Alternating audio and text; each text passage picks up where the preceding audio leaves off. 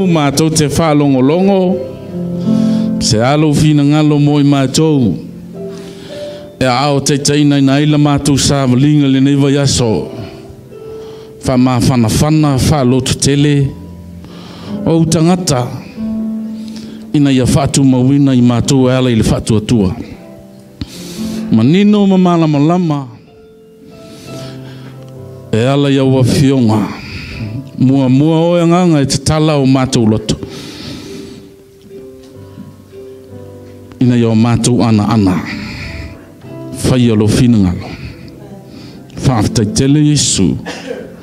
Amene. Amene. Whaftai atu le au, whaftai atu tātou mawtanga. Na tātou alala mai lalo.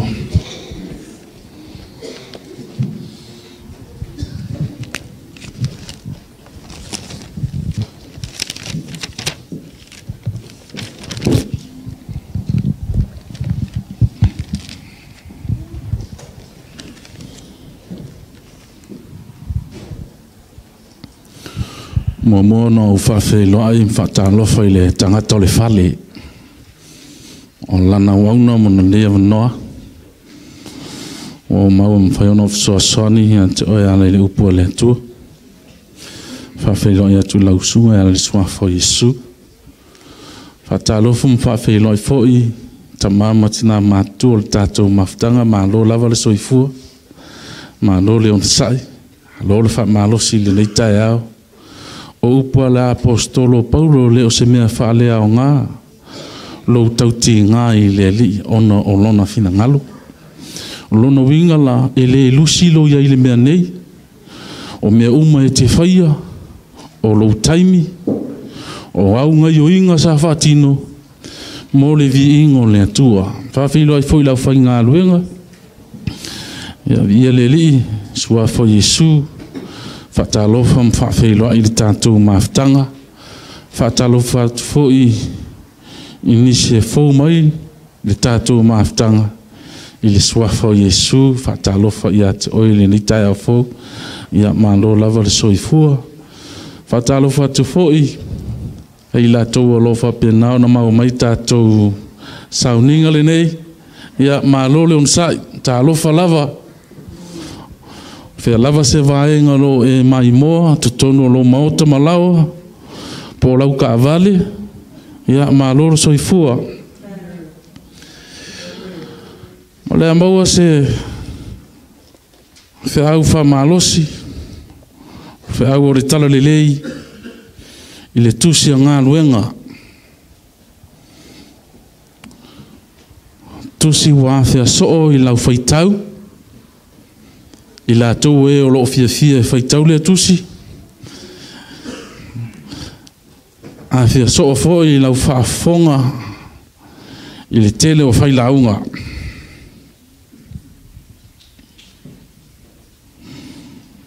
I le whai upu mua, tātou te whaitau whaatasi ai.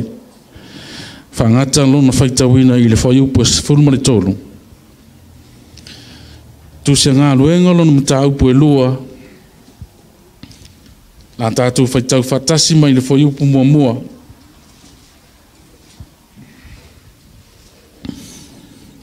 Whangata lona whaitau ina i le whai upu e whurumare tolu. La tātou whaitau. Ua atu fo i le aso Pentekoso. Sa iai la tō uma i le me tasi ma le lotonga tasi. Ona whāfua se mai lea o le tālili mai le langi. Pei sei o le matangi ua angi tele mai. Ua tumu mai le whale sa lātu no nofo ai. Ua iloa foia i lātou o laulau whaiva e pei sei o leo lea. Ua vaiva ina. Ua nofo i o lātou lunga taitoa tasi. Ua whātu tumu ina fo i lātou uma i le anganga paia. Wāfua ai ona tautala i ngana ese. Pe ona fo ina mai e le anganga o le ngana ia te lātou. Sa nofo i Jerusalema tangata Iutaia. Mai no umalama o le lalolangi. Ua langona fo i le tālili. Ua whapotu ai leo le motu o tangata. Ua wheme me ai. ina ua taitasi ma whaalongo atu i a te i lātou o tautala mai i lana lavanga ngana.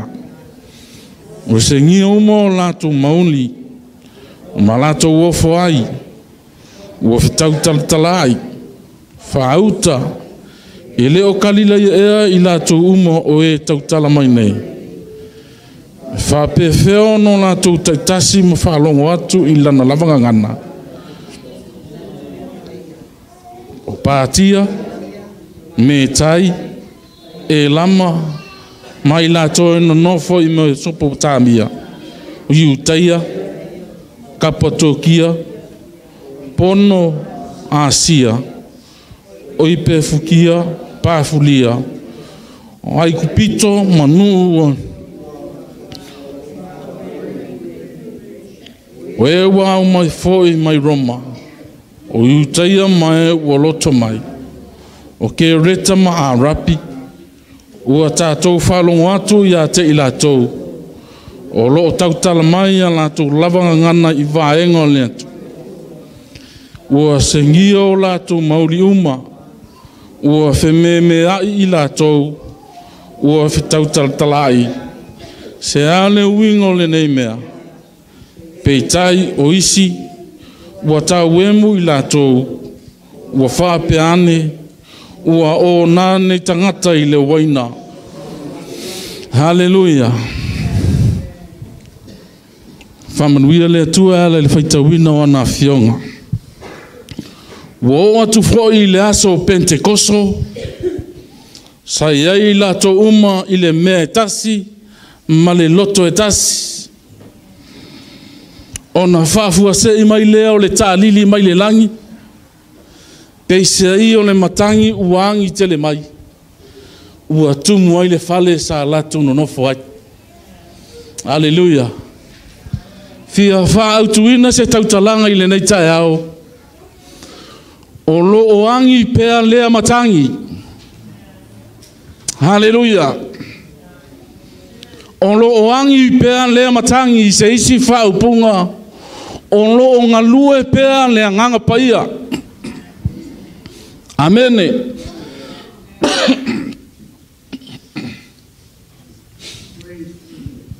O le olaina o le olanga kerisiano.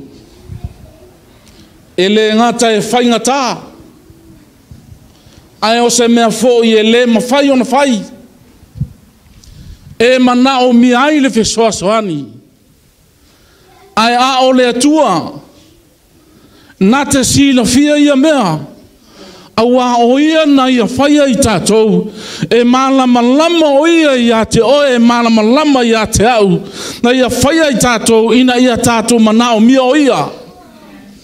Na ia whaia le tangata. Male langona. Na te mana o mia le atua. Maisi tangata. Hallelujah. Ai o le wha o le tanga. Elena o le taliaino Jesu Keriso. Ai o lo ngola e muri muri ia te ia. Ia so umo o lo ngolanga se ia o i lona toia fio mai. Fase fulu aso.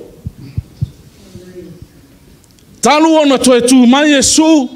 So i fua manu malo mai. Ina ua mamaya ti ngama puapua ngana o ia te ia. Le ua wha maonia, le tele o whailonga wha maoni.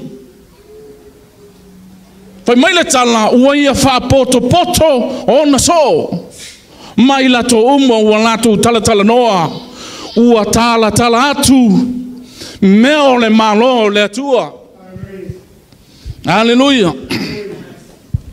O isi ana upu, muli. Na ia tala noa i ona so. Awa o le toe taimi lea. Se toe tau wha maha whana. Wha loto tele ma wha malo sia. Loto ona so. Awa o leo la tu ole maftanga. Le taimi na lato feo ai whatas. Taimi na lato wa ai whakas. Kaimi o le felo sipinga. Ao taimi na maai ai I wawenga ma whai longa o whaia Jesu. ai mai se o ana o aonga. Haleluia. Pe o ana upu muli ia na talanoa atua i ona so se i whaaloto tele o ma o leo le atu ora mawhtanga.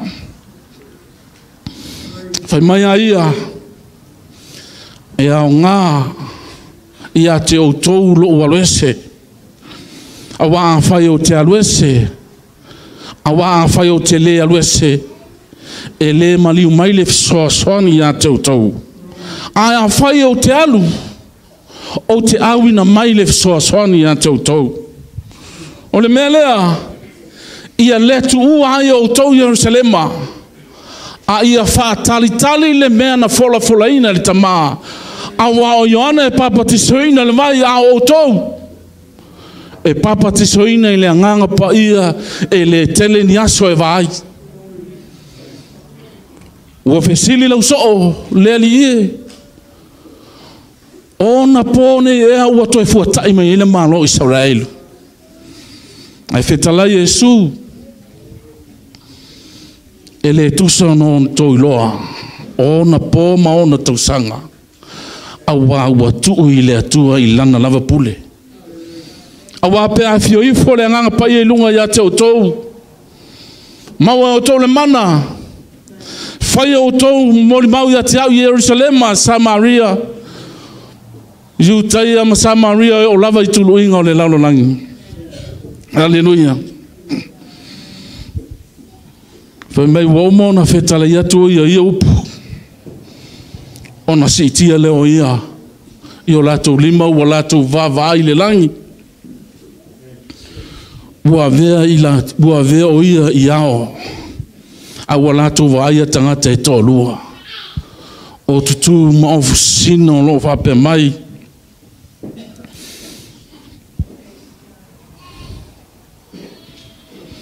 o tou tangata kalila ia e se ale mea tou te tutu ma vavaia i le langi Yesu le na wave na e na ia te o tau e whape foi ona toi a fio mai o ia e pei o lona a fio atu i le langi e pei ona o tau vavaia e Aleluia Wao i le aso Pentekosto le aso le ua whātaunu wai le forfolanga o le mana o le ali i mōna so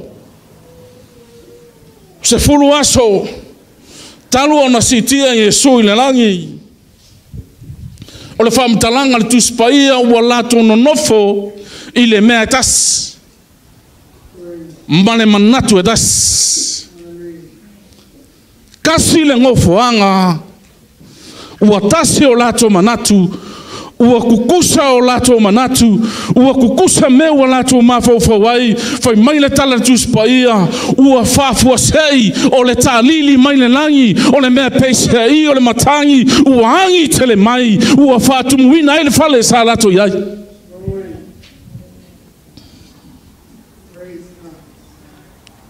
Haleluia o e lo le angi ale matangi Aleluia. Fai mai wana tau I lo whaiwa. Peise I o le afiu wa vai ina. Wa nofo I lunga ia I la tau taito tas. Wa whatumuina I la tau le nganga pa ia wa fuai foi. Ona tautala I la tau le ngangana sese. Lea pe ona e mori mawina nita e au nisi sa whamanu e ina. Tautala le ngangana sese. Haleluia. Mea makaukia I lau whaitau le tala lea. O atu nuu ia ngā o mai lako o uru ai fua o lato whatoanga. E whaakau le kaimi leo le paseka. Whai mai le tala le tuspa ia. Na lato langona le taalili mai le langi. O atu nuu ese o lato ngangana. Ai aku le mele nga kupu ai. Wa kaukala mai tangata e tusa mana ngana atu nuu. Pai le makaukia me whai ele nganga o le atu. O mga kua se tasi o au na. Sa moa na sau ia e. semina ia mo mafutanga fai au i Amerika nei. Sa muli mauaila ina ua whaamanuia ina o alu le tapu inga. Ua whaamanuia ina o ia ele anganga o le atua ua tautala ile ngangana ese. Ile manatu le au auna le atua o le ngangana ese leo tautalai.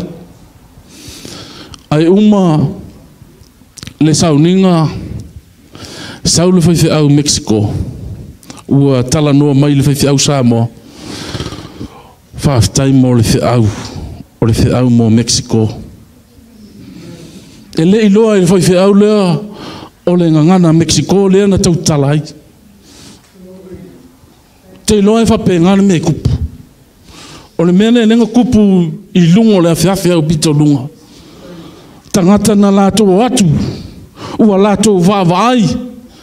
Fe me o se ngia o lato mauli ua ofo i lato le meu kupu. Fe mai no lato mau. Ua ona nani tangata i le wainga. Ai tu lai le tangata ua whatu muine le nganga o le atua. Ma whai atu e lato. E le ona nani tangata i le waina. Ai o le mele nei na whai mai ane profeta o Isaia. O aso e ngata ai o lo whapea ona whetala I mai ele atua. E ui na ulilingi ifo lo wanganga I lunga o tangata uma. Ona profeta leo toua tali ma hafafine. E loa whaalinga o tou tau lelea. Ai whai miti ta tuto ina. Hallelujah. Le tālili mai le langi e pese I o le matangi wangi tele mai. Ua tumu ai le whale. Usoe ma le tātou mawhitanga nei tai hao. O lea lava e angi le matangi. O la wangi le matangi na te au mai le whatumunga. Hallelujah. O se vahenga e moomia e tangata uma. O se vahenga e moomia e tangata loko uma e mga omia e le whaiaonga susa. E mga omia e tamama le tina. E mga omia e whanau. O na ele aiso tātou malosi. E ma tātou te mana omia le whatumunga le anganga paia. Moi tātou. Hallelujah. Peia o apo inga la apostolo Paulo le au Cristiano I Efeso. Ai a whatutumuina o tau I le anganga. Winga lopu whatumuina. Whahau au pea. Amen. Rono winga ya ona whau au ina pea. Le whatumunga le anganga. E le ngao le aso saa. Ai o aso uma te mana o mia ai. Le whatumunga le anganga paia. Hallelujah. Te lole me manga ya o ngā kumu o I le anganga o le atua. E iai fua ali. E ali ai le lofa. E kupule o leoni I lo noto. O ame tutupu I le olanga le nei. E koa file mua. E ke maua le ongosai. E ke anga le lei. O fua ali o le whatumunga le anganga. Ai na te wha upenga inga I tau. Hallelujah. Fe mai Yesu. O le mele e ilo ai o tau e tangata. O uso moni o tau. Pe a o tau whiarwhani.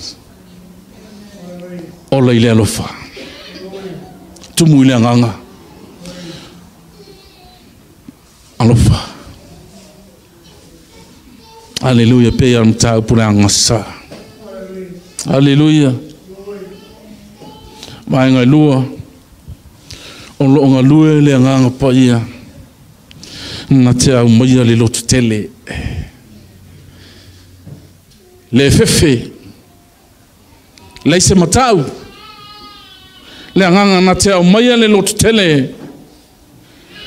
Ina uatumu peteru le anganga pa ia. Fa mai ua ia la aunga atu ma le leo tele. Le tala ne lei a ke riso Yesu. Kolu wafe tangata ua whaula ina. Wow. Kaimi o le anganga pa ia. Fou le whalongo. Le tala le leia ke riso Yesu. Ai le matau po e tolu whamei wanga i atu pe te ruma Ioane. I le malu e te talo. Ai o loo iai, loo ngofu ai le pipili pe o na tau se tase wa wauna. Ai o tu ni tangata o tangata o fatu muina i le anganga. Ngo fa yatu. Leise auro i leise ario. Ai nao le suafo ke riso Yesu. Suafo Yesu le Nazareta. E malo lo le pipili. I le mata upo e fa. Ai ave ai Paulo, ai ave ai Peteru ma Ioane I tutono le fale pui pui. Ua tai lumo lau whamasino, toi ina ma usa mai la tau ua whamasino ia te ia.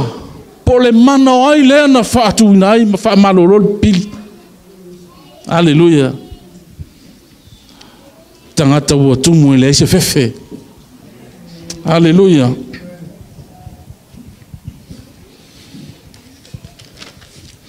Ma ia e tonu e ilumo le atua ona mau wa whaalongo ia te o toa e mate le whaalongo I le atua o le na filifilia I maua o le mea lea e te tawai ona maua tautala I mea na maua wa ai ma whaalongo iai Peteru le tangata o sovale le tangata na fefe au whamasino Yesu. Si nei tama ia lo lutoto fa me o whaiatu le tasi le nā tangata na whewa ima Yesu. Fa meri tala Peteru e leo au. Taimi na whaafiti. Ua pelongia lo na ali whaola. Ai le taimi na whaatumu ina ai le nganga paia fa me ua leise fefe ua tūlai tamaloa ma le lotu tele. Ua mai tangata mamai ua fola I le ala. Ua whaamalolo e Peteru fa mai tala le tuspaia. Ua la foia le atata o Peteru. Ua malolo ai lato. Aisa e leo le mana o Peteru. E leo le malosi o Peteru. Ai o le mana o le anganga paia. Alleluia. Te loe te mana o mie le mana. Le ngata na te whātu muino e te whālotu tele.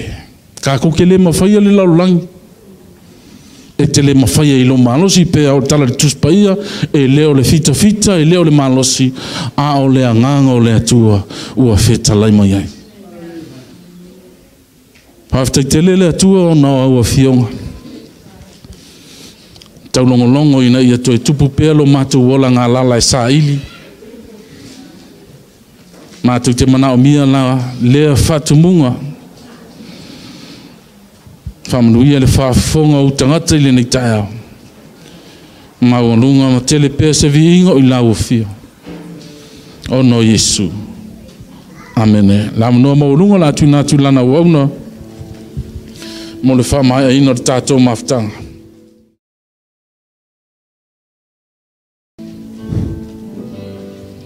Angi le matangi e te vai atua ngā ioi la au.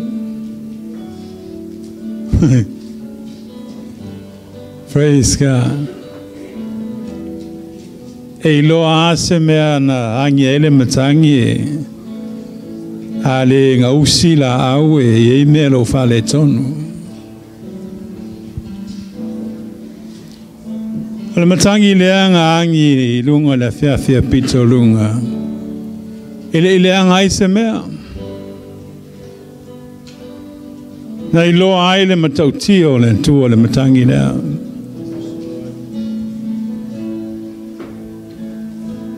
O le anga pai o le tua. Praise God. Langa mana ia telele. Le baba ia tu le tala le asa tatu faita wina.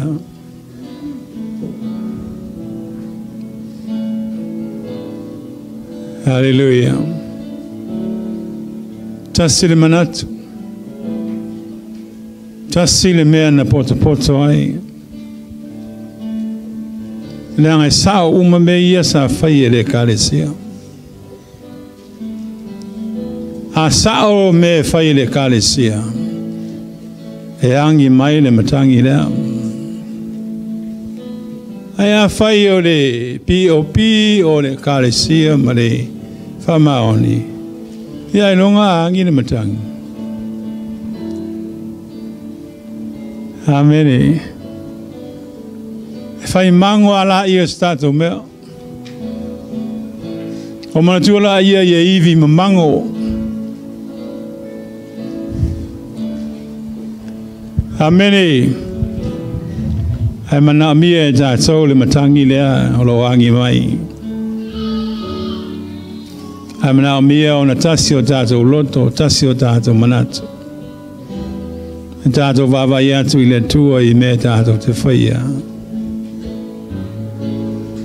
Amene. Mana mia e oe, mana mia e au. Peo na tātou whalongo longo le upo le tua. Pea tātou tulai fantasi mai lunga. Molo wa noa.